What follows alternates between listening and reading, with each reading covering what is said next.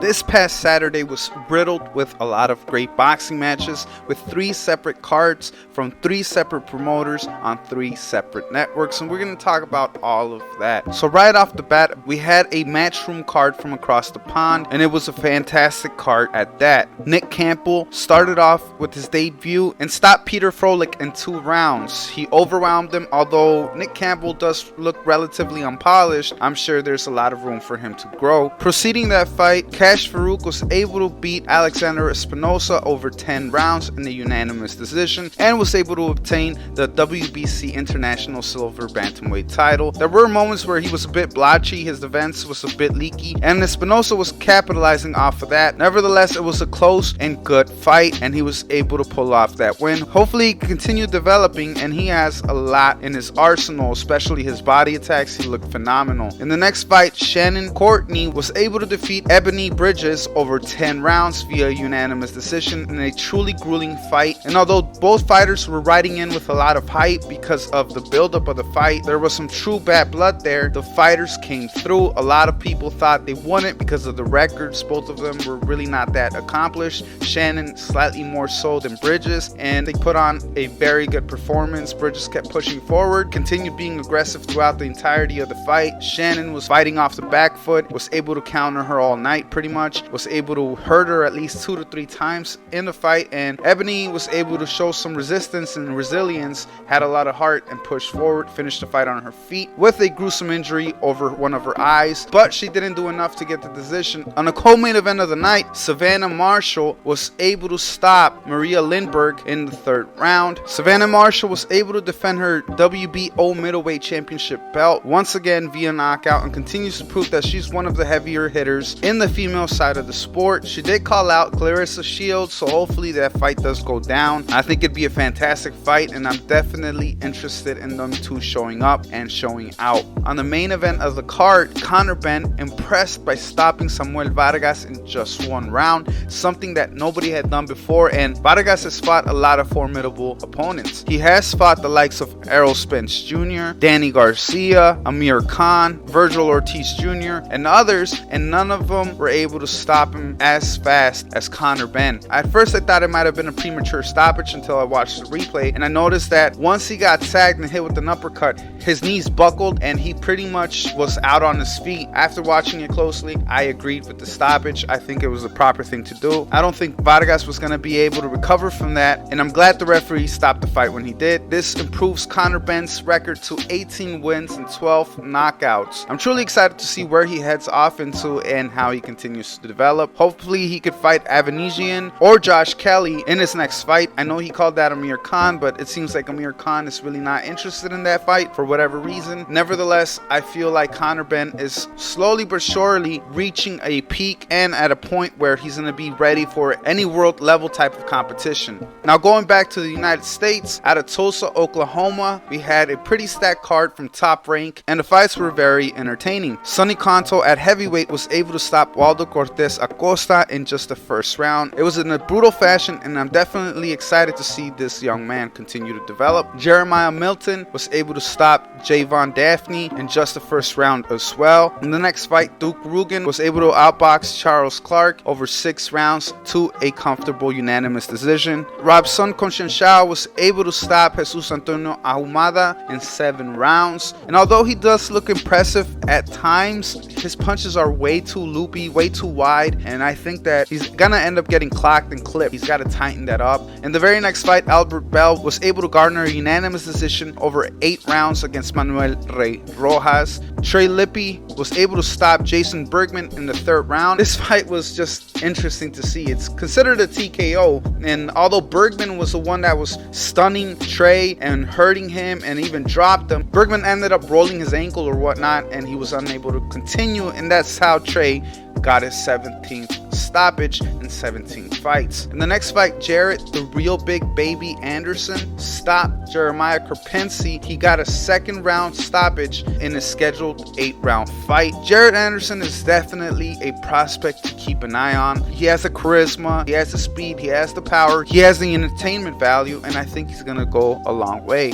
Efe Ajaba was able to stop Brian Howard in the 3rd round with a brutal one-punch knockout. It sounded like a gunshot pretty much, and just it brutalized Brown Howard. He was unable to get up, kind of did a spinneroonie and face planted pretty much, and it took some time for him to be able to recover, but thankfully he was able to recover. Efe Ajaba improves his record to 15-0 with 12 knockouts. He is definitely a fighter that's still developing, has a lot of power, has a very savage right hand, but he still has a ways to go. And the main event of this card, Joe Smith Jr. finally gets to become a world champion by winning the vacant WBO light heavyweight title against Maxim Vlasov via a majority decision over 12 rounds. Joe Smith Jr. was able to tag Maxim Vlasov and hurt him a few times, but he was never able to put him away. Vlasov, although he was coming off of a recovery from having COVID-19, he was able to show a lot of heart,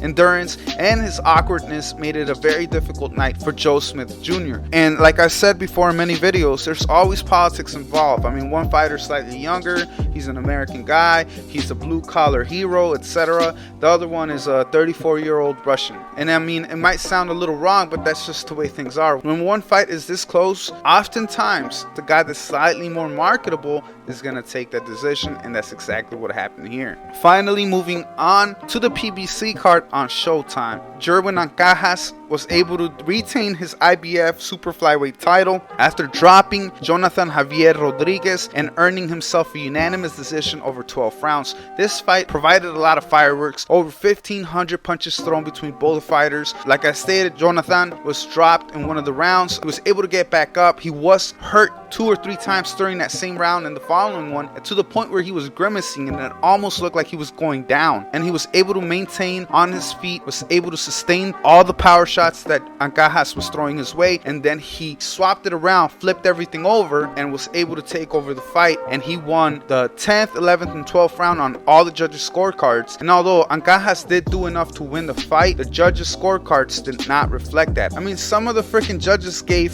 Ancajas all the first 9 rounds. There's no freaking way that's possible. We all know what we saw, and it's getting pretty ridiculous. Although there's no robbery here, I'm not saying there's a robbery. It's just unfair for a fighter to put in as much work as Javier Rodriquez and then give the other fighter every single freaking round. It just doesn't make any sense. I'm just glad that Javier Rodriquez was able to become a player at the super flyweight division, which is a packed division. This is another candidate for fight of the year, and it happens yet again at the super flyweight division. My only problem here, Jerwin Ancajas, you need to step in with the other big boys of the division. We want to see you against the Iocas, the Gonzalez, the Estradas, the Cuadras, the Rungvisais. There's a lot of talent and a lot of history to be made in this division. And yes, we got another fight that delivered, but we want to continue to see Ancajas in close competitive fights. On the co-main event of the evening, Stanionis was able to garner a unanimous decision over 12 rounds against Thomas Dulorme. And although the veteran started off pretty hot and was able to show nuances to his game and outgun Stanionis in certain aspects, Dulorme did what Dulorme does best, faded in the mid to late rounds, and Stanionis was able to take over. Stanionis is continuing to develop. He looked decent, nothing too spectacular, nothing too astonishing, but it was a relatively decent step up. On the main event of the evening, Jaron boots Ennis, beats and stops Sergey Lipinets over 6 rounds. And I'm telling you guys right now, Ennis is not to be played with. This man just destroyed Sergey Lipinets, who's a world level type of fighter. Is he at the top echelon? No, but he is one step below that, and he's always showing up to give good hard fights. And Sergey was unable to really do much against Ennis. Jaron showed everything. He showed speed, power, calmness. He was able to stay focused. He was switch hitting throughout the fight. It's natural to him. Jaron Ennis, ladies and gentlemen, I think is the next superstar of the sport. If he continues in this upward trajectory, I think the PBC has something truly special. I really respect this kid. He's hell of talented. His ability is just phenomenal. Blazing hand speed combinations are beautiful. Footwork is incredible, impeccable style. This kid has it all. Lipinets was able to land a few licks here and there, but nothing really seems to have bothered Ennis. He's almost there. He's almost at a world level. He's almost at a point where he could challenge, Terrence Bud Crawford or Errol Spence Jr., whatever it may be. They did bring up Ugas. I think that Ennis does beat Ugas, and that'd be a great fight. but I think Errol Spence Jr. is going to want to snatch that belt up before that happens, before they give Jaron that opportunity. All is fair, whatever it may be. All roads lead to Errol Spence Jr. in the future, unless Terrence Buck Crawford and Errol Spence Jr. fight, which that doesn't seem likely. But I would love to see Boots Ennis against Errol Spence Jr. in maybe 2 to 3 years if they both continue demolishing their opposition. Ennis is a fantastic fighter. I think he is the future of the welterweight division and perhaps the future of the sport, and I can't wait to see Jaron Ennis return to the ring next. Either way, guys, I hope you enjoyed the video. Make sure to hit that like, comment, and subscribe. Give me your thoughts on all the cards or whatever fights you guys preferred. Like always, this is Shay at King Me Boxing signing out.